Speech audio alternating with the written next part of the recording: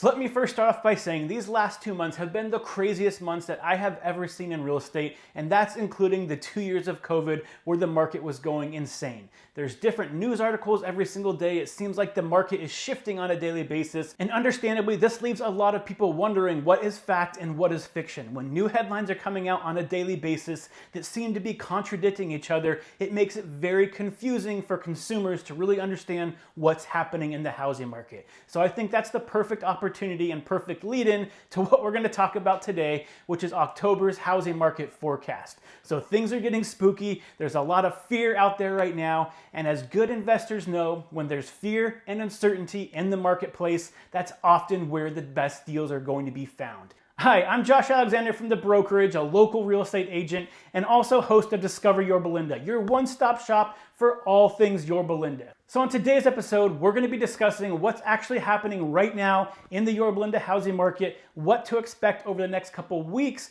as we head into October in the housing market in Yorba Linda, and how you should handle that as both a buyer and a seller. So let's go ahead and get into it.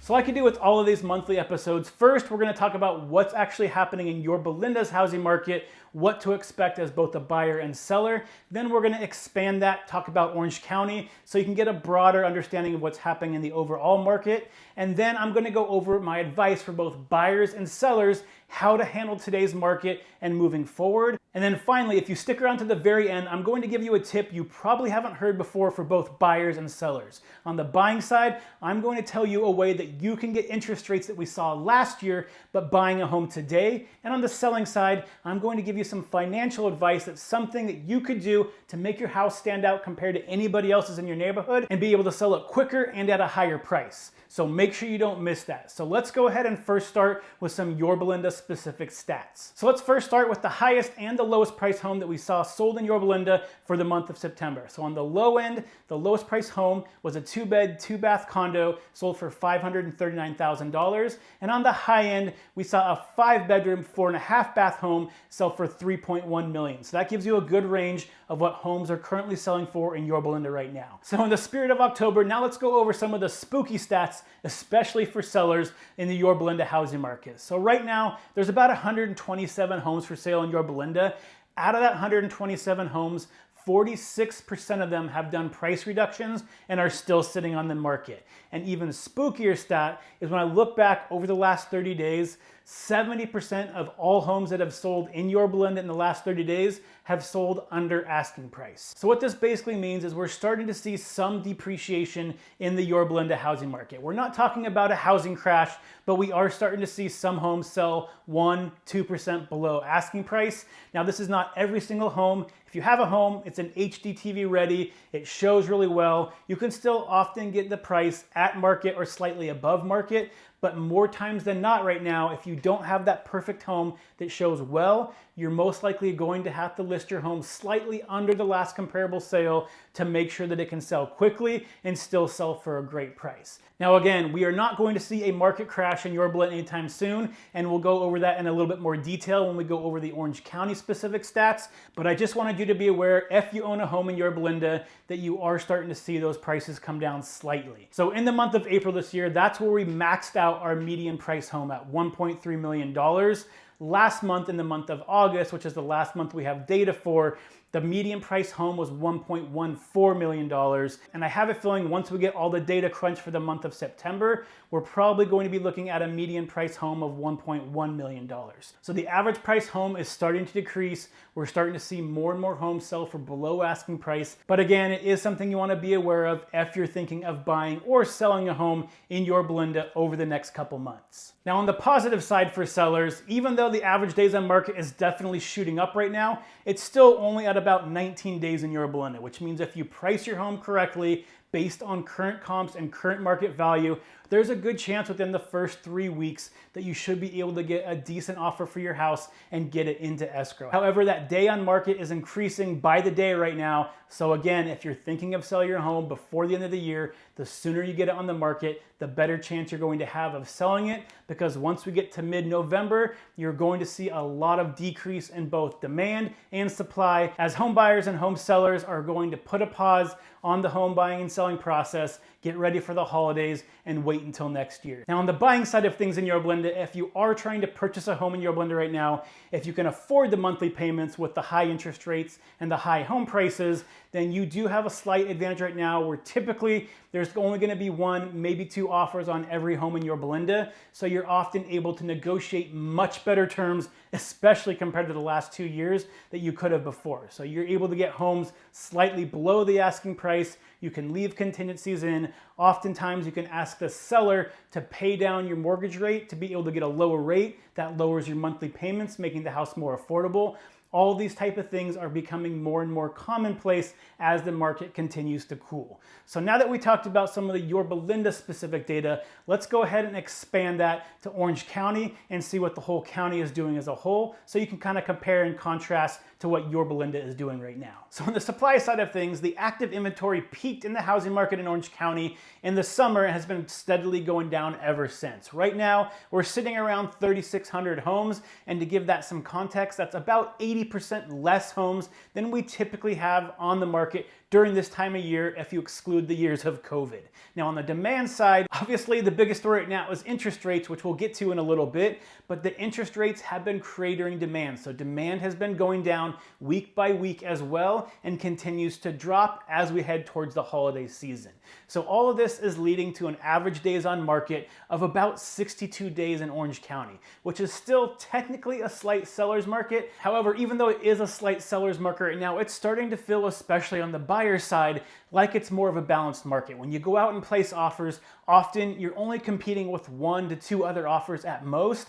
Typically, you might be the only offer on the home right now. So even though we are still technically in a slight seller's market, we can see that this drastic change in interest rates has really started to impact the market, lining it up more in favor to the buyer right now. And one other data point I want you to look at, and that'll show up here, that kind of shows us that we're more in a balanced market than anything right now, is how many sellers are having to do price reductions on their homes. So if you check this out up here, if you're watching this on video, you can see that I'm basically scrolling through all the active inventory on the market right now, from around the $800,000 range up to the $1.5 million range, which is typically where the majority of the demand lies right now for Orange County. And you can see all of these red arrows that you see up there means they've done price reductions. So I don't have the exact numbers yet because they haven't been crunched for September, but based on looking up here, you can see that probably 50% of all homeowners active on the market right now are having to do price reductions. And this is most likely going to lead to the first time since the beginning of this pandemic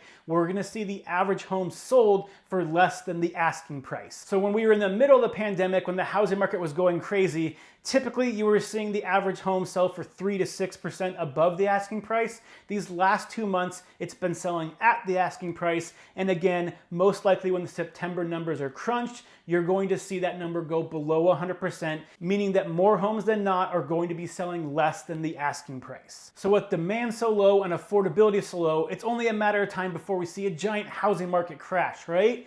Well, unfortunately, that is still not in the cards anytime soon. And the reason why is that even though demand is historically low right now, supply is just as low, which means that that historically low demand is being met with that historically low supply. And it's actually helped stabilize the market where you're not seeing huge price increases or price decreases at the same time. Yes, there are some homes out there that are selling below market value, but there are still homes that are selling at market value as well, and even some that are selling slightly above market value, depending on the price range, the condition, and where it's at. Now, even though a housing crash where you see prices drop 20, 30% is really not in the cards anytime soon, or any data showing that right now, there is a good chance that if interest rates remain around the 7% rate for the long term, you will see demand start to go down faster than supply, creating conditions where you do see a slight buyer's market. Now again, a slight buyer's market doesn't mean a housing crash. It doesn't mean you're going to see prices all of a sudden tank by 20 or 30% by the beginning of next year, but there is a chance that you are going to see prices start coming down by 1% or 2 if these interest rates don't start going down. So really the biggest determining factor of what the housing market is going to do over the next couple weeks and couple months is going to have everything to do with interest rates. And unfortunately, over the last 2 months, interest rates have been the least predictable that we have ever seen. They'll be down by 0.5% one week, in a couple weeks span, they're up by another 0.75%, then they fall by 0.5%. It's causing a market where, one, on the selling side of things, sellers don't want to move out of their house. They have an extremely low interest rate, and when these rates have shot up so fast at such a quick pace, it really doesn't make sense for a lot of sellers to move right now, because even if they move into a lower cost home, they're going to be paying more money on their mortgage because they're going from a 2 or 3% interest rate to a 6 or 7% interest rate. So just that alone is keeping the inventory low. On top of that, seasonally, inventory always goes down this time of year, especially as we get to mid-November. So right now, there is no indication that trend's going to change anytime soon. Inventory is going to continue to go down. The more interest rates go up, the more sellers don't want to sell at this point, and you're going to see inventory continue to spiral downwards. So really, there's no data out there right now that is saying that inventory is going to go up anytime soon. Now, on the demand side, in terms of interest rates, obviously, as interest rates stay high, demand's going to remain low. And just like supply, during this time of year, demand typically is going down anyway. And again, right in the middle of November, you're going to see that demand start dropping more significantly as we head into the holiday season. And so if interest rates remain high, you're going to see both supply and demand continue that downward trend. And really, you're not going to see much change in the housing market, except for a lot less transactions, because again, that low supply is going to be met with low demand. So the chances of anything changing significantly over the next couple months is going to be relatively low. So through all of this uncertainty and all of this fear in the marketplace, what is my advice for both buyers and sellers? So let's go ahead and start on the buying side first. So buyers, right now, interest rates are the highest they've been in 20 years. Home prices are the highest they've ever been, and affordability is at all-time lows. So unfortunately, for some buyers, it just doesn't make sense to purchase a home right now. Financially, you have to be in a place to be able to afford those higher monthly payments to even consider that option. Now, the only way you are going to be able to find out if financially you are able to afford it now is to speak to a lender. It's going to be the easiest way. It's free. You give them some information about your financial history, and they're going to give you an idea of how much home you can afford, what the payments are going to be. You can take that number, go back, look at your finances, and see if that monthly payment makes sense. If it doesn't, then unfortunately, you're going to have to sit on the sidelines for a while. However, for those home buyers where that payment still makes sense, it's not going to make you house poor where your entire monthly paycheck is going to the house, then now is a good opportunity for you to take advantage of the market. Like I said at the beginning of this episode, there is a lot of fear, there's a lot of uncertainty in the housing market right now, and that's often where the best opportunities are going to lie. So if you can afford a home right now, you can go out, place an offer on a home. Typically, you might be the only offer that seller gets. Maybe they get one or maybe two other buyers to compete with, but right now, often you are the only offer out there, which means that when you're placing offers and you find the right seller, you might be able to place an offer under the asking price, ask the seller to pay to buy down your rate so you can get a lower interest rate, which is going to lower your monthly mortgage payments, and you can ask for repairs. You're going to be able to have your standard contingencies, so you have time to go inspect the house, have time to get it appraised, make sure your loan's going to go through. All these things were unthinkable just 6 months ago, but are now back on the table for you. So if you're able to go out and find a house, if you find the right seller that needs to sell their home and is motivated, you might be able to score a great deal on a house, get into a home below market value, and have everything in the contract line up in your favor. Now, that being said, if you are buying a home in today's environment, first, before you even start placing offers, you really need to sit down and make sure financially it's going to make sense for you and you're not going to be spending all of your money on your mortgage payment. You're going to be able to financially afford it without stressing you and your family out. So that's really the biggest determining factor of when is the right time to buy a home, and that's even more true today. So you need to sit down, find out not only what you can afford, but what you're willing to be able to spend on your mortgage every month to make sure it works out financially for you. And you can't just hope and pray that interest rates are going to go down.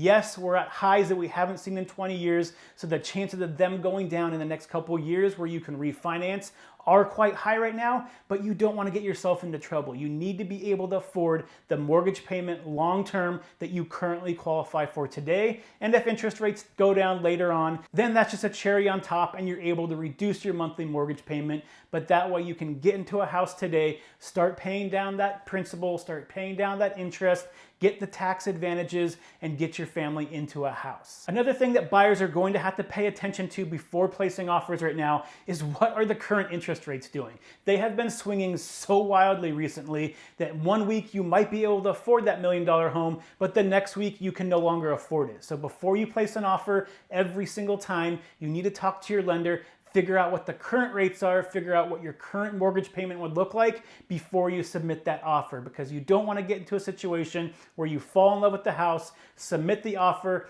thinking that you can afford the mortgage payment, and then the lender gets back to you 2 or 3 days later saying, hey, interest rates went up by a full percent since we pre-approved you, so you can no longer afford this home. And unfortunately, in today's marketplace, that is not out of the realms of possibility. Like I said earlier in this episode, interest rates went up by a full percent in just a month alone, so you have to make sure that you're talking to your lender every single time right before you place an offer so you know financially what you are committing to by placing an offer and getting into escrow. Now, the last thing for buyers that I want to touch on is that we are not in some crazy buyer's market where you can go out and throw out offers $100,000 below asking price and ask the seller to pay for all your repairs.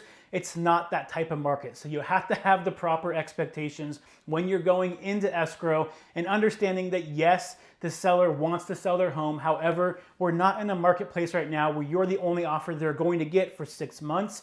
Often, if they had to put their house back on the market, within a couple weeks, they'll most likely have another offer on the property. So even though you do have an advantage right now compared to what we've seen over the last couple years, you have to temper down your expectations and make sure you understand what the current market is doing. If you don't have those proper expectations, you could be setting yourself up for failure because you could be submitting offers way below what the seller will even consider looking at. They could get offended and not even get back to you and take your offer seriously. So you need to still understand what the actual housing market is doing. And yes, you have a slight advantage in some cases, but you're going to have to pick and choose depending on how motivated the seller is. Now, is it a possibility that you find that right seller that is very motivated to get their house sold and they might take a deep discount to get it sold because they have to move out of the state and they're on a timeline? Yes, but that's always the case in any housing market. There's always sellers that are willing to compromise depending on how motivated they are. So you have to understand that you might be able to find one of those sellers, and if you're willing to wait and continue to place offers to find a seller that's more motivated than others, then that's a strategy that you and your agent can talk about. But again, you just need to make sure you have a realistic expectation of where the current market stands so you're not setting yourself up for disappointment. So now let's go ahead and look on the selling side of things. So if you're thinking of selling your home over the next couple months, the things that you need to be paying attention to is one, you have to understand that there's going to be a lot of volatility in the market right now due to the different changes in interest rates. One week, interest rates might be lower, you get a bunch of traffic in your house. The next week, they go back up again and you have crickets. Next week, they might go back down again and you have more traffic in your home. The next week they go back up, you have a lot less showings. So there's going to be that type of market fluctuation with buyers because interest rates are swinging all over the place. And until we see some type of stabilization, you have to expect that going in when you're trying to sell your home, because buyers are not only looking at the comparable sales right now, they're also looking at what the interest rate is before they start placing offers on homes. The next thing you need to expect as a seller in today's market, that if you do put your house on the market, you have to assume there's going to be a large chunk of buyers that are going to put into the offer asking you to pay down their mortgage interest rate so they can actually afford the home. That could be anywhere from $5,000, $10,000, $15,000, but that's something that is no longer uncommon to see when buyers are submitting offers on home to try to help counteract the interest rates so they can still afford the property they're trying to purchase. The next thing that you need to expect as a seller in today's market that you haven't had to expect over the last 2 years is appraisers are now saying that we are in a stable market and the market is no longer going up. So when they're going through and doing their appraisals, if a home sold next to you, model match, same condition for $1 million, they're no longer going to slightly go above that for what your home's value is. They're probably going to stay right at that $1 million mark. Most appraisers are no longer going slightly above what that last sales price is when they're giving an appraisal. So you need to expect that when you're getting into escrow and when you get that appraisal done, that if you do get a couple offers, you end up going into escrow over market value, there is a chance that appraisal is going to come back low, and you're going to have to take care of that if you haven't already negotiated that in the contract. And finally, my last but probably most important advice for sellers right now, and I've been saying this for a few months, but it's becoming more and more important every single month at this point, is you need to make sure that you're hiring a professional real estate agent. Having someone go through, take a few cell phone photos, popping it on the MLS and expecting it to sell under a week, like it has been able to do over the last 2 years, is just no longer the case anymore.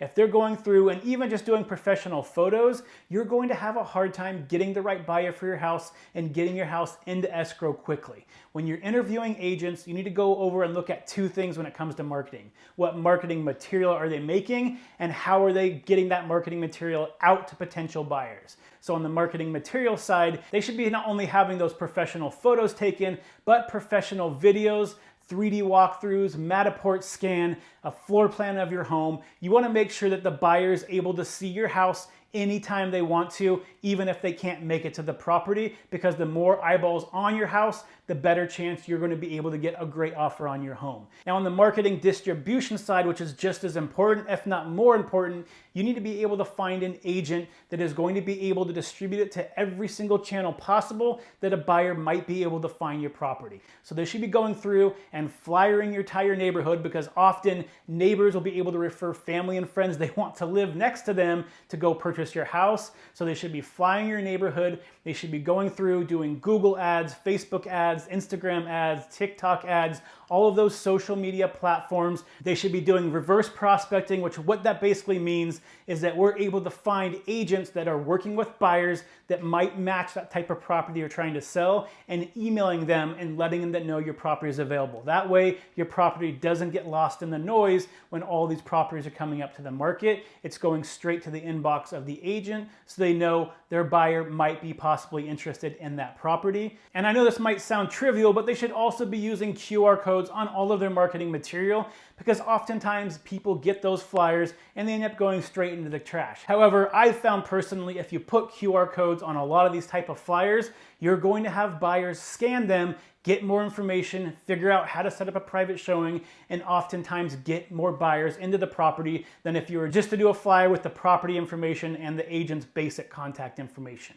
So the agent needs to be able to use the current trends and technology to get out to as many channels as possible to try to expose your property to as many qualified buyers as humanly possible, so it gives you, the seller, the best opportunity to not only get into escrow quickly, but for a great price as well. Now, if you want to see how I go through and use all these different channels and marketing material to make sure sellers are getting the best price possible for the home, if you're watching this on YouTube, you can check out the link right up here where I go over it in more details. If you're not watching it on YouTube, I'll put a link in my bio or in the show notes below. That way you can check it out as well and kind of understand the process that I go through to help sellers get the best price and sell their home as quick as possible. Okay, and finally, if you stuck around this long, I appreciate it. I know there's a lot of data in here, but hopefully you have a better understanding of what the market currently looks like, as well as what you should be looking at as both a buyer and a seller right now in today's market, so you have a better picture of what to expect. So again, thank you for sticking around this long. So let's go over that tip that I talked about that's going to help both buyers and sellers, and it's called assuming the seller's loan. So what this basically means is the buyer is taking over the seller's current loan on the property. So let's go over why this is a pro for both buyers and sellers and how you should be utilizing it in today's market. So let's go ahead and start with the seller side first. So on the seller side, if you currently have a loan, especially if it's an FHA or VA loan, oftentimes you can actually transfer the remaining balance of that loan to a new buyer. So let's go ahead and say, as a seller, you're selling that home for $700,000 and you have an FHA loan on it for $600,000. So you have about $100,000 of equity built into the home. Well, you can actually go through a process with the lender to have the buyer qualify to take over that loan that you might have at 3 or 4%. And that's going to be extremely beneficial to buyers when interest rates are close to 7% right now, because it means they can afford a much bigger and better home than they could have using any other means. So you can have the buyer qualify with your lender to see if they can take over that loan. And what the buyer is going to have to do is they're going to have to bring in the difference between the loan and the selling price, which in this case would be about $100,000. So often buyers do have to have a sizable down payment, but if they have saved up and have that down payment but just are having a hard time affording the monthly mortgage payment, this could be a great opportunity to bring both of you together. You're able to get more interest on your home because more buyers can afford your house than any other house in the neighborhood. And buyers are going to be able to want to look at your home more because you're going to be able to get into that home at a much lower price, at a much lower interest rate, which means that's probably the best type of home that they're going to be able to afford, which again makes it extremely attractive to them. So if you are thinking of selling your home in the next couple months or even next year, it's a good idea to talk to your lender and figure out if your loan is assumable, if you can transfer it to a new party and have them take it over. If so, that's something that you and your agent should be advertising on everything, because obviously it's a giant competitive advantage when it comes to everybody else on the market. Now, on the buying side of things, this is obviously not going to work for every buyer out there, and you typically are going to need a sizable down payment because you have to basically make up whatever equity the seller has in the property. But if you have enough for the down payment and you've saved up that chunk of money, or if you're selling your house and you'll have a chunk of money saved up, and you can take over that loan, and now you can actually afford the monthly payments because the interest rate's much lower, this is a perfect opportunity for you to get into a house that you might not have been able to afford at today's 6.5%, 7% rates, but you could afford if you're taking over someone's loan that's at 3.5% or 4.5%. So this is something that, again, not all sellers are going to be able to use, but it's something worth asking and figuring out when you're placing offers, because if you can use this, it's going to benefit you significantly and save you a lot of money. So as a buyer, you still obviously have to go and qualify for that loan to take it over. So you have to make sure that you can actually financially afford to take over that loan. But if so, it is going to be a great opportunity for you. If you do have any additional questions, either about stuff we talked about today or something that I didn't discuss that you have a personal question about, feel free to DM me, contact me. All my information should be in the links below in my bio. Feel free to reach out. I'd be happy to help you out. So until next time, stay healthy, stay happy, and I'll see you on next week's show. Bye.